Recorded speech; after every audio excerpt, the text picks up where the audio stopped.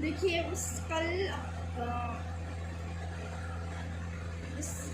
पहले अपनों ने उस दिन पढ़ा था कि मैग्नेटिज्म क्या होता है और आर्टिफिशियल मैग्नेट कैसे बनते हैं, ये सब चीज़ों के बारे में पढ़ा था। अब आज अपने करते हैं बार मैग्नेट की प्रॉपर्टीज़। बार मैग्नेट की प्रॉपर्टीज़ तो हम लिखते हैं प्रॉपर्टीज़ ऑफ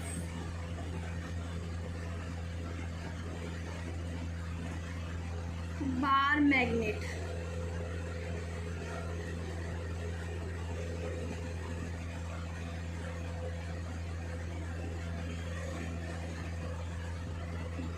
अब बार मैग्नेट कैसे बनता है, जैसे बार मैग्नेट कौन सा आर्टिफिशियल मैग्नेट होता है और इसकी आकृति हम कोई भी आकृति बना सकते हैं।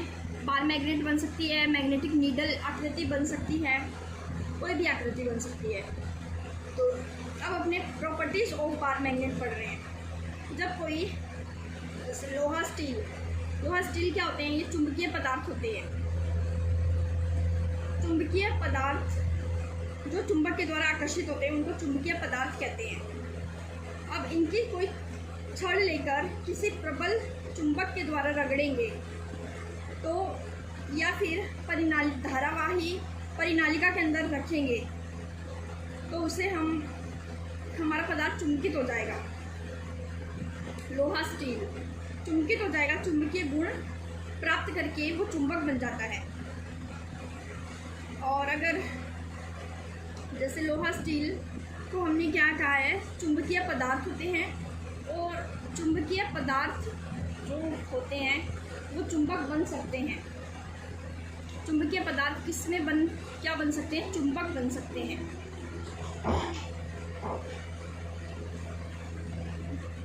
चुंबक बन सकते हैं, कैसे बन सकते हैं, धारावाही परिनालिका में रखकर या प्रबल चुंबकीय क्षेत्र में रखकर।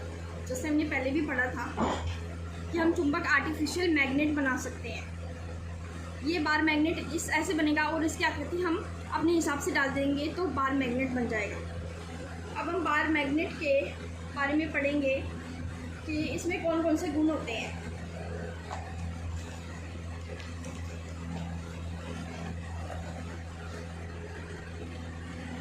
बार मैग्नेट में एक तो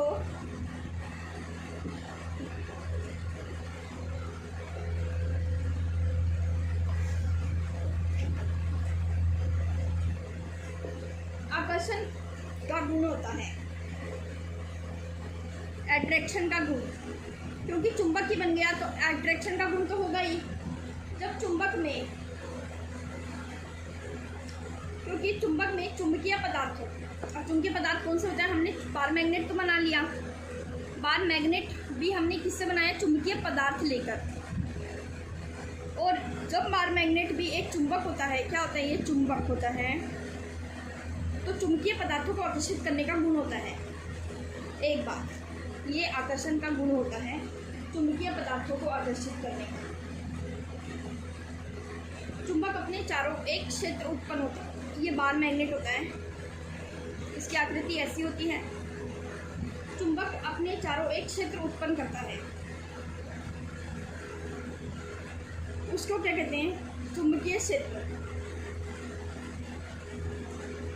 और यदि इसमें इस क्षेत्र में अगर इसका इतना क्षेत्र है, चुंबक का इतना क्षेत्र है, अगर इस चुंबकीय क्षेत्र में कोई चुंबकीय पदार्थ उपस्थित होगा तो ये आकर्षित होगा, चुंबकीय पदार्थ आकर्षित होगा। तो और अगर चुंबकीय पदार्थ आकर्षित हो तो भी वे प्रेरणन के द्वारा क्या होगा, लघु चुंबक बन जाएगा। क्योंकि चुंबक बनने का यही है, चुंबक कब बनता है, चुंबकीय क्षेत्र में अगर किसी पदार्थ को चुंबकीय पदार्थ को रख दिया जाए, चुंबकीय पदार्थ को चुंबकीय क्षेत्र में रख दिया जाए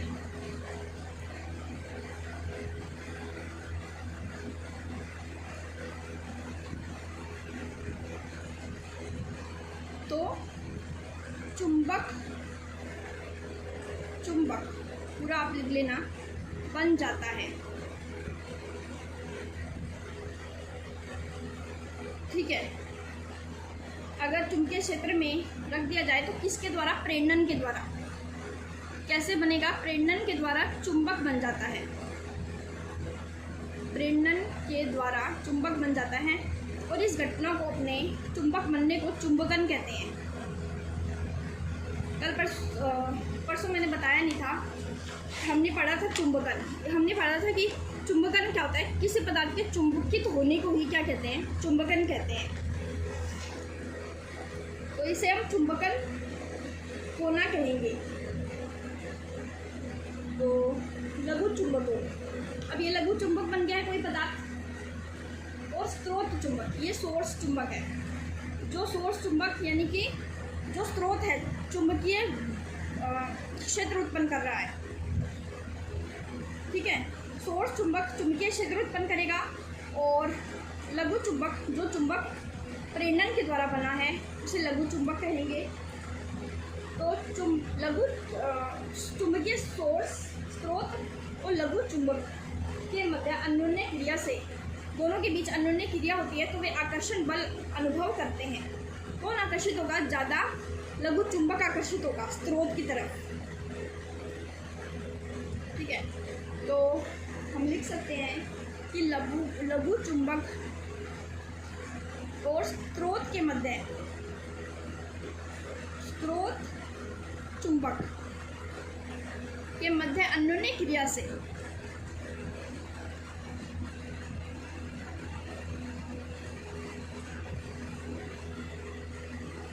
वे आकर्षण अनुभव करते हैं।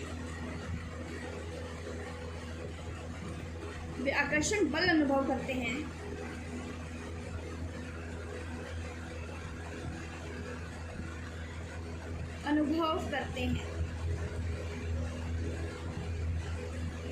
अगर आप चाहोगे कि ये लिखवाओ नहीं तो मैं लिखवाना भी बंद कर दूँगी, लेकिन अच्छे से समझ आए, नोट्स बनते जाएं, समझ आता जाए, इसलिए मैं ये लिख भी रही हूँ।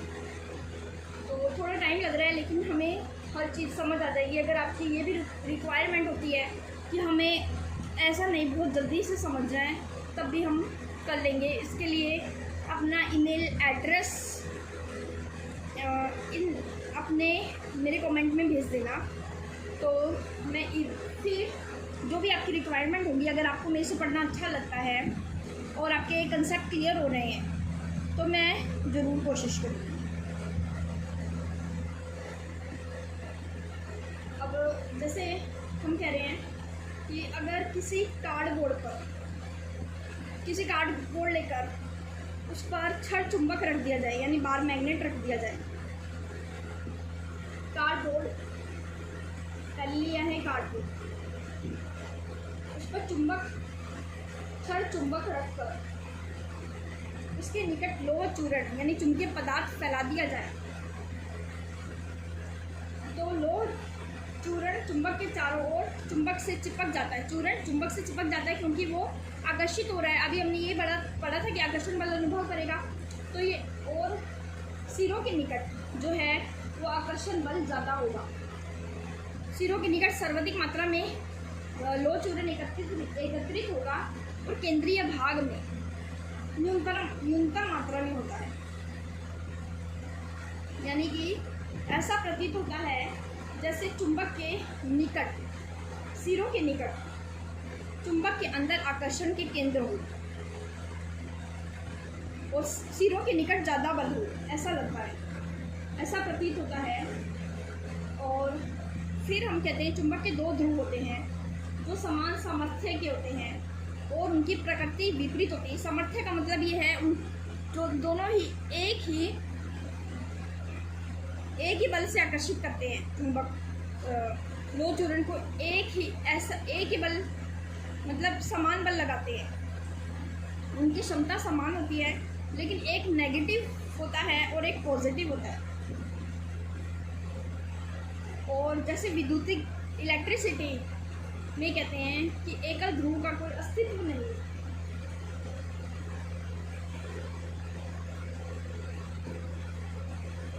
एकल बिंदु मतलब इलेक्ट्रिसिटी में एक ध्रुव उपस्थित है, लेकिन चुंबक के अंदर ये संभव नहीं है। चुंबक द्विध्रुव कहलाएगा। जो मैग्नेट है, हम द्विध्रुव के बारे में बात करेंगे, और इसे एकल ध्रुव का भी अस्तित्व संभव है और इसमें संभव नहीं। चुंबक के कोई भी चुंबक होगा उसके दो ध्रुव होंगे, लेकिन हमने इलेक्ट्रिसिटी में पढ़ा है कि एक पॉजिटिव चार्ज होता है और एक नेगेटिव चार्ज होता है। ऐसे बात करते हैं। और पार मैग्नेट की एक और प्रॉपर्टी होती है। पहली प्रॉपर्टी तो अट्रैक्टिव प्रॉपर्टी पढ़ ली। दूसरी प्रॉपर्टी हम पढ़े हैं दिशा निर्देशन का गुण। ये क्या है कि हम इसे क्षण चुंबक, पार चुंबक की ये आकृति होती है। अगर हम इसको गुरुत्व केंद्र से, इसका कोई गुरुत्व केंद्र को ऐंठन रहित धागे से, यानी कि जो मुड़े नहीं, जो धागा सीधा रहे क्षैतिज तल में, मतलब क्षैतिज तल में, यानी ऐसे स्वतंत्रता पूर्वक घुमाएं तो वो घूम सके, तो वो एक निश्चित दिशा में ठहर जाता है। वो उसकी यह दिशा कौन सी होती है? भौगोलिक उत्तर दक्षिण दिशा होती है। उत्तर दक्षिण दिशा में ठहर जाता है भौगोलिक। उत्तर दक्षिण दिशा में ठहर जाता है। जो ध्रुव भौगोलिक उत्तर की ओर होता है उसे तो उत्तरी ध्रुव कहेंगे, और जो दक्षिण दिशा की ओर होता है उसे दक्षिण ध्रुव कहेंगे। और दोनों ध्रुवों को मिलाने वाली रेखा,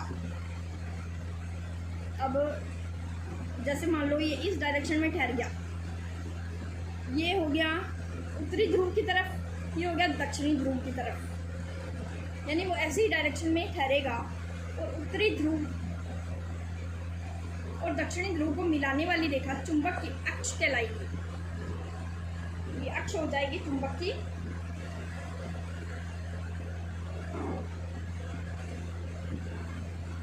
चुंबक के उपरोक्त गुण का कारण पृथ्वी का चुंबकीय क्षेत्र है,